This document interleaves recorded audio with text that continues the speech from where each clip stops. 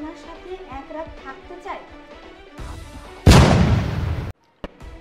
Madam, আপনার parcel. ও parcel, দিন আমাকে দিন। কিরে মা? ও আচ্ছা আচ্ছা, পার্সেল এসছে। হ্যাঁ বাবা। আচ্ছা আপনি কি পেমেন্ট পেয়েছেন? না ম্যাডাম, পেমেন্ট করা হয়নি। আমার পেমেন্ট আসছে 1200 টাকা। বাবা তুমি 1200 টাকা নিয়ে আসো তো, তোমাকে পেমেন্ট করতে হবে। আচ্ছা আচ্ছা, তুই দাঁড়া, আমি নিয়ে আসছি। আচ্ছা যাও।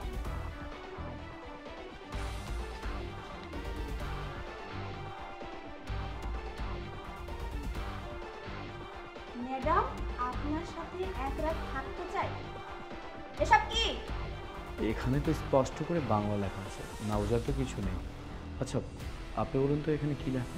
এসব আপনি কি লিখে আনছেন? হ্যাঁ, একটা সামান্য ডেলিভারি ম্যান হয়ে আপনি এই প্রস্তাব আমাকে দেন কিভাবে? আপনার বুক একটুও কাঁপলো না এই ধরনের প্রস্তাব আপনি আমাকে দিচ্ছেন? বুক কাঁপবে কেন ম্যাডাম? বুক কাঁপলে কি আমি এটা লিখতাম? আপনাকে ভালো লেগেছে বলে তো এটা বললাম। শুনুন, আপনি যদি আমার প্রস্তাবে রাজি হন, তার বিনিময়ে আমি আপনাকে 1 লাখ টাকা দেব। ভেবে দেখুন আপনি কি করবেন। আপনি টাকার লোভ দেখাচ্ছেন আমাকে? আপনার এত বড় স্পর্ধা! স্পর্ধার তো কিছু নেই ম্যাডাম। একটা কথা বলি, এই যে আপনার জন্য পার্সেল নিয়ে আসলাম, আপনি আমাকে টাকা দিতে যাচ্ছেন, দ্যাটস মিন আমিও আপনাকে চাচ্ছি, তার বিনিময়ে আপনাকে 1 লাখ টাকা দিতে যাচ্ছি। আচ্ছা বুঝলাম, আমি আরও 1 লাখ টাকা দিব। এখন বলুন, রাজি? আমি আপনার সাহস দেখে অবাক হয়ে যাচ্ছি। আর আপনি কি বললেন? 2 লাখ? মানে 2 লাখ টাকা দিবেন আপনি আমাকে? ওকে, 3 লাখ। আমি আপনাকে 3 লাখ টাকা দিব। রাজি? কি বললেন আপনি? 3 লাখ টাকা দিবেন আপনি আমাকে? কিন্তু আপনি তো সামান্য একটা ডেলিভারি ম্যান, আপনি এত টাকা কোথায় পাবেন?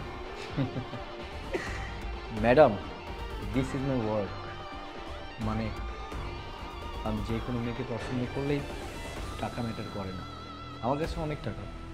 আমি এই কাজ ছাড়াও বিজনেস করি, আমার বিজনেস আছে, ওখান থেকে টাকা দেব।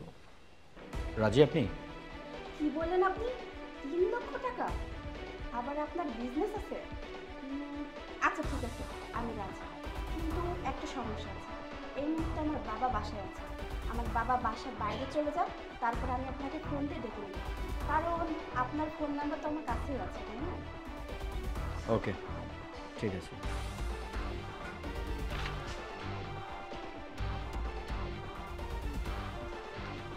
ওকে, তাহলে আমি আসি। বাই। হ্যালো, মিস্টার রাকিব বলছেন? হ্যাঁ, আপনি দ্রুত আমার বাসায় চলে আসেন, কারণ আমার বাবা বাসার বাইরে গিয়েছে। আচ্ছা, আমি আপনার জন্য অপেক্ষা করছি। আসুন আসুন, ভিতরে আসুন। বিশ্বাস করো, আমার তো বিশ্বাস হচ্ছে না যে তুমি আমার প্রস্তাবে রাজি হয়ে যাবে। আচ্ছা বাইরে যা করতে আসছি শুরু করি। আরে দাঁড়াও, কাজ তো শুরু হবেই, তার আগে শরীরে একটু পুষ্টি করতে হবে না? তোমার জন্য দুধ আনছি, বুঝছো? এই যে, এটা খেয়ে নাও। বাহ, ভালো। হুম। তুমি তো দেখি আমার খেয়াল লাগছে। খাও, দুধ খাও, তাড়াতাড়ি খেয়ে নাও। খাচ্ছি। কখন থেকে অপেক্ষা করছি তোমার জন্য জানো? দাও, হয়েছে?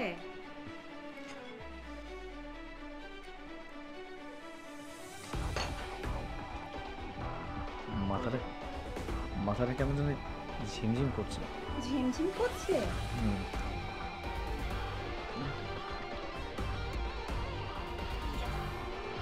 স্যার, স্যার, দ্রুত আসেন, আমাদের কাজ সাকসেসফুল।